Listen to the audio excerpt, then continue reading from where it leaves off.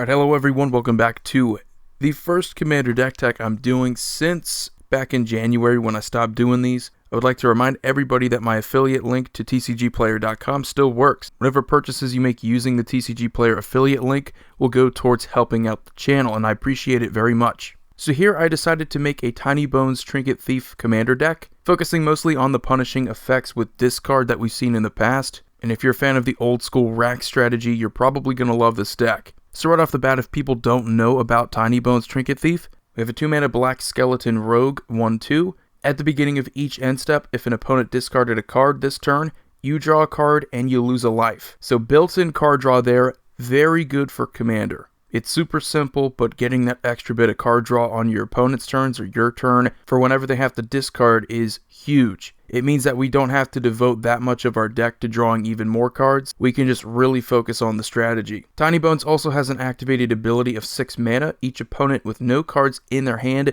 loses 10 life. So if you have a way to force everybody to discard and you keep piling on the discard effects in this deck, your opponents should have very few cards in their hand, and in order to really keep the game going, they're going to have to play some spells. Chances are they're going to have 0 cards in their hand at some point in the game. Feel free to take advantage of it, force them to lose 10 life, which is 1/4 of their starting life total. The fact that this also hits each opponent is huge too. Given that we've already punished them with this card, we shouldn't really need to lean on much else. But just in case, to really help us win, we're going to pile on. With the punishing effects, we're going to pile on with the discard, and I have it here, which by the way, this will also be linked in the description below. My categories here, I have discard, I have punish, I have ramp, I have removal, land, reanimation, card draw, mass discard, and value. Just to get the simple stuff out of the way here, lands, I'm only playing 35, pretty simple. 31 snow-covered swamps, I'm going to talk about that in a minute, why those are necessary. Castle Lochthwain is great, card draw. Our hand size might be bigger than our opponents, but it's still probably not going to be that big. A lot of our discard is also going to force us to discard, unfortunately, but something like this is simple, going to give us some extra card draw if we need it. Cabal Stronghold, giving us some more ramp. You could also play Cabal Coffers if you want to. I did feel like keeping the cost down just a little bit. We do have some more expensive cards in here. Bajuka Bog, always good whenever you fill your opponent's graveyards. Baron Moor could trigger some value for us by discarding it, but other than that, just a solid card to have in a mono black deck. Our card draw is again going to be pretty simple. We have Dark Ritual for mono black. Can't really beat that quick ramp. Soul Ring, obviously everybody knows why that's good. Wayfarer's Bauble. 1 mana artifacts. Our commander is 2 mana, so we want to have a turn 1 play, so that's why I'm including Dark Ritual, Soul Ring, Wayfarer's Bauble. Very good to have a game plan, something you can do early on. Arcane Signet, Charcoal Diamond, Jet Medallion, not technically ramp, but the cost reduction is huge. Mind Stone, and we do have some more ramp here, Cryptghast and Nyx Lotus, if we just want to get even more. But the goal here is to get cheap ramp out early on. So 1 mana, 2 mana, we don't want to spend too much on our mana ramp. Our commander is only 2 mana, and outside of its ability, we shouldn't really need to spend more than 2 mana on our mana rocks. Now jumping right into it, now that we got the foundation out of the way, how we're able to play our spells, let's go over how we discard. So we have a bunch of cards, all different card types that are going to help us discard, force our opponents to discard as well. We have Bottomless Pit. During each player's upkeep, that player discards a card at random. Very good for Tinybones because Tinybones triggers at the beginning of each end step, which means your opponent's end steps as well. So you want to draw cards on their turn too. Cunning Lethomancer, this is kind of similar, but it's at the beginning of your upkeep. Each player discards a card, so it's more discard, just pile onto it. Delirium Skeins, make each player discard 3 cards, that's pretty powerful. Liliana of the Veil, this is what I was talking about with more expensive cards. Believe it or not, Cabal Coffers is a bit more expensive than Liliana of the Veil, but she is still a pretty powerful card here when you can just activate her +1 and have each player discard a card. The upside with her is massive though. If you can reach your ult, that's pretty much game over for a player. Liliana Heretical Healer is more of a value creature. I might have to switch it up here, but the real reason why she's in here is that once you do flip her over to Liliana Defiant Necromancer, you pretty much get the same thing as Liliana of the Veil with her plus. Also an amazing ult, where pretty much whenever a creature dies, it comes back under your control. Mind Rake is a fantastic card from Modern Horizons. Kind of like your generic 3 mana, target player discards 2 cards, but it has an overload that you can pay So for just 2 mana, each player discards 2 cards. In a similar sense to why we have Delirium Skeins in here, forcing every player to discard many cards is always a good thing. Necrogen Mists. At the beginning of each player's upkeep, that player discards a card from his or her hand. So it's similar to Bottomless Pit. Bottomless Pit's a little bit better because it's discarded at random, but still the same thing. The idea is to just force players to discard on a turn other than yours. We have Oppression, which is also fantastic at doing that. Whenever a player plays a spell, that player discards a card from his or her hand. So in order to play the game of Magic, they're going to have to give up significant hand size. Words of Waste is fantastic, especially with our commander where we're getting extra card draw. We can pay a mana. The next time we would draw a card, we have each opponent discard a card from their hand instead. It's perfect. We're getting the extra card draw from our commander built in. This is a nice little combination. It's just going to pile on and keep forcing them to have to discard to hopefully 0 cards in their hand. Liliana, Waker of the Dead, another Liliana with a pretty solid plus. Hers is probably even better because each player discarding a card is great, but the opponents who can't, they lose 3 life, so it just keeps piling on to what Tinybones is already able to do. She also has a nice ult where you can just keep bringing back a creature from the graveyard to the battlefield. We have Rankle, Master of Pranks, another quick way to enable discard. 4 mana, but he is flying in haste, so you can just attack someone, deal combat damage to them, and then force each player to discard a card. Pretty versatile because you can also just draw a card or force each player to sack a creature. And the Eldest Reborn, not directly going to be card draw, but the second counter that you put on it forces each opponent to discard a card. Overall, just a solid card in black, giving you a little bit of everything, but primarily in here because of the second lore counter. Gibbering Descent, this is a card that has gone up just a little bit because of Tinybones, most likely. At the beginning of each player's upkeep, that player loses a life and discards a card.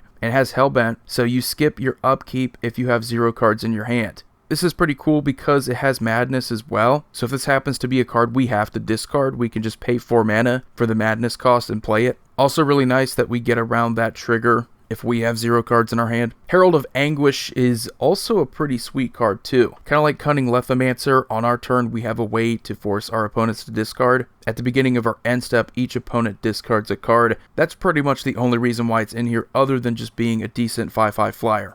Now we do have some ways to punish our opponents, and then after that we're going to go over value over here. But first we have Bloodchief Ascension. This is kind of the idea of what we want to do here. At the beginning of each end step, if an opponent lost 2 or more life this turn, you put a quest counter on it. And whenever a card is put into an opponent's graveyard, if Bloodchief Ascension has 3 or more quest counters on it, that player loses 2 life and then you gain 2 life. So it's very situational. You do need to get those quest counters on it, but once you do, it's one of the most powerful cards in the deck. Quest of the Nilestone, however, is one I like a little bit more for the deck because it triggers whenever an opponent discards a card instead of just life loss, which is much easier to do in the deck. But once it has 2 or more counters on it, at the beginning of each opponent's upkeep, if they have no cards in their hand, that player is going to lose 5 life. So a pretty big deal. Yet another example of why we need our opponents to have 0 cards in their hand. Get more punishing cards like Liliana's Caress. Super simple, whenever an opponent discards a card, they lose 2 life. Nezumi Short Fang is kind of like a nod to the old Rack card, but it's a little bit harder to get there. We pay 2 mana and tap it to have a target opponent discard a card, and if they have no cards in their hand, you get to flip it into Nezumi Short Fang, and then if they have no cards in their hand, you get to flip it.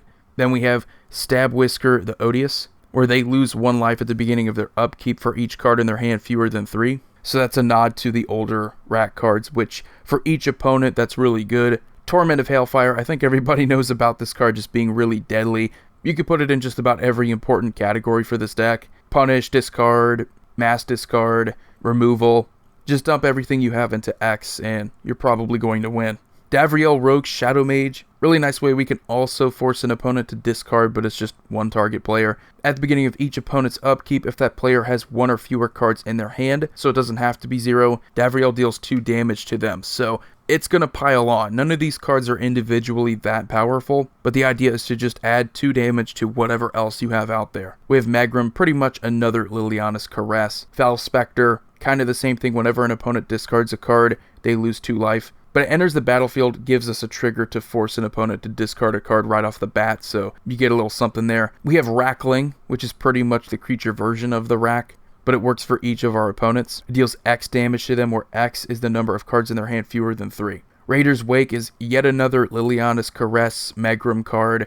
We do get a trigger where we can force an opponent to discard if we have a creature attack. And Vindictive Lich is all around just going to punish our opponents. We have 3 different modes here for 3 opponents if we need them. Target opponent sacks a creature, target opponent discards 2 cards, and target opponent loses 5 life. This is all on a death trigger, so all around just a fun creature. Painful Quandary is one of the deadliest cards in the deck. If our opponents don't have any cards in their hand, or if they really want the cards in their hand, they're going to be put in a tough position where they're going to have to start losing 5 life. So everything you do is going to cost you 1/8 of your starting life total. So just add that to everything else, all the other life loss that we have in here. It can be one of the deadliest, if not the deadliest card in the deck. Sir Conrad the Grim, again, just another way to pile on the damage. Overall, just a disgusting card. Now our value is a little all over the place. There's some cards in here that I just threw in there because, well, I didn't just want to have a couple cards that didn't belong to a category. Bag of Holding is a nice little backup plan. We're going to be discarding a lot as well. So if we can just get all those cards back by paying 4 mana, that would be really sweet. And unfortunately, the bad thing about the deck is that we're probably going to be forced to discard cards that we don't want to discard. Also does offer us a little loot effect. We have Library of Lang. Kind of the same idea. We don't want to discard everything, so if we have the option to put a card we really want on the top of our deck, we want to take that. Demonic Tutor is just a good all-around card, not necessarily going to trigger value or going to give us a specific advantage outside of the obvious. Waste Not is honestly one of the best cards in Commander for black. Just anything having to do with this card, you can honestly just go off with this card in many decks. Don't know if we're going to be able to in Tinybones, but once I'm able to actually play this deck, boy, is it going to be fun. So we can get zombies off of it, we can get 2 black mana, we can draw cards. Our opponents are going to be discarding everything, so expect to get all of it. Geth's Grimoire is one of the best value cards, period, for any kind of discard strategy. So whenever they discard a card, you may draw a card. That's very important because we could deck ourselves out otherwise. So we can pretty much draw a ton of cards. We have some mass discard in here that's really going to make this card powerful. Sangromancer is a way to gain some life. We do run the risk of running a little low, but 3 life for each card discarded is pretty powerful. Archfiend of Ifnir is more value for discarding. It is specifically when we discard, but it's kind of like another removal. So whenever we cycle or discard a card, we put a -1/-1 counter on each creature our opponents control, which is actually really good. This and the next card, Bone Miser. The deck isn't meant to focus on us discarding, but we can take advantage of it anyway. And Bone Miser is basically the creature form of Waste Not, but it only triggers when we discard, but we get another value engine in creature form. So we do have some mass discard here. We have Dark Deal, which is kind of like a Wheel of Fortune for black, but instead of drawing 7, we discard and then draw cards equal to the number of cards discarded -1. So there's a good chance that our opponents could end up with 0 cards in hand because of this. Like, mass discard is really how we're going to go off with this deck, and a lot of cards like Geth's Grimoire, Waste Not, just really powerful. Mind Slicer, kind of the same idea. We want to force mass discard. So when it's put into a graveyard from play, each player discards their entire hand. Awaken the Erstwhile is another cool way we can do this and still benefit. Chances are at some point in the game, our opponents are going to have fewer cards than we are, and we're going to end up drawing way more than they do. Tinybones does give us that potential, so we could end up with way more zombies than our opponents. And just in case if you want even more, we have Miajin of Night's Reach. Cool little creature that's indestructible with a divinity counter. We can remove that divinity counter to force each opponent to discard their whole hand. So expensive, but that's for a reason, because it's one-sided. Just a deadly card. Now we do have some card draw in here, not a lot. Now this could also be considered discard. During each player's draw phase, they draw an additional card and then they choose and discard a card. So they have to discard. Again, it's another thing like Bottomless Pit. It's cheaper though, it's only 2 mana. Another easy way that we can draw even more cards with Tinybones. And it's really cool because we skip our discard phase. So if we end up having way more cards in our hand because of Tinybones, which is a possibility, we don't have to discard them. Asylum Visitor, another really cool way that we can draw cards. If our opponents don't have any cards in their hand, we draw a card and then we lose a life. Also nice to have Madness, because if we have to discard it, we can play it pretty easily. And then Siphon Mind is also a pretty underrated card. 4 mana, we force each opponent to discard a card, and then we draw a card for each card discarded this way, which is most likely going to be 3. So 4 mana to do all that, I think, is definitely worth it for the deck. We have Removal and then Reanimation. Pretty simple stuff here. We have Defile. Target creature gets -1/-1 for each swamp you control. Dread of Winter is why we are playing all of those snow-covered swamps, 31 of them. All non-snow creatures get -X/-X until end of turn, where X is the number of snow permanents we control. Disintoxic Deluge, 3 mana to pretty much deal with indestructible creatures. I think it's a pretty good deal. That's why we're also playing it. We have Force of Despair, which is a really sweet card to have if we have an excess of cards in our hand. We can easily exile a black card in our hand, and then we destroy all creatures that entered the battlefield this turn, so someone could be going off, and we have a way to stop them. We have Damnation, obviously. Just creatures ending up in the graveyard is never really a bad thing for this deck. E2 Extinction, we can instant speed exile target creature or planeswalker, and then we can pretty much see the top card of our library and put it in the graveyard if it's not what we want. Mutilate is kind of like Defile, but in board wipe form, so all creatures get -1/-1 for each swamp we control. We also have Silence the Believers, which is kind of like an E2 Extinction 4 mana instant, but we can Strive, so pay 3 mana extra for each other target beyond the first, and we can just exile multiple creatures. Now this card is really sweet. Noetic Scales, during each player's upkeep, return to their owner's hand each creature that player controls with power greater than the number of cards in their hand. So if you forced your opponents at this point to only have 1 or 0 cards in their hand, chances are they're going to have all their creatures come back to their hand, and with some of these other effects we have, they're going to have to discard them too. So it's a great way to clear the board pretty easily, and it's not just one creature, it's each creature. So for 4 mana in artifact form, this is just a great card all around. And we have an Avatar of Woe here just to give some more of a creature presence, but the cost reduction is amazing. We should be able to force a bunch of cards into the graveyard through discard, pretty much meaning that she's going to be, 2 black mana to play? And then we have a creature that can tap to destroy a creature and it can't be regenerated. So great removal, great reusable removal. And to top off the deck, a little cherry on top here, we have Reanimation. Just a few cards, but honestly, if you don't have any way to do that in this deck, you're going to miss out on a little bit of extra help here. Reanimate, just to put any target creature from a graveyard into play under our control. We are going to lose some life for it, but it's 1 mana and probably one of the best value cards all around. Geth, Lord of the Vault is also amazing because our opponents are going to be discarding a lot. At least we can hit another card type, so instead of creature, we can also get an artifact. And then Rise of the Dark Realms, getting a reprint in the same set, by the way. So once all of our opponents have a ton of cards in their graveyard, mid to late game, we have kind of a win con here. We can bring all of the creatures back from all of the graveyards under our control, and pretty much likely win the game. So anyway guys, let me know what you think about this deck. So far I'm in love with Tinybones. I love mono black. I think it's very well rounded in Commander, but I've never really felt like it was overpowered. There are certain strategies that you can go off with if you have like Ad Nauseam or some kind of way to just win instantly. But this deck is just good old-fashioned rack. I mean, discard, punish for discard. But anyway, you all have a wonderful day. Void here signing off. See you all next time.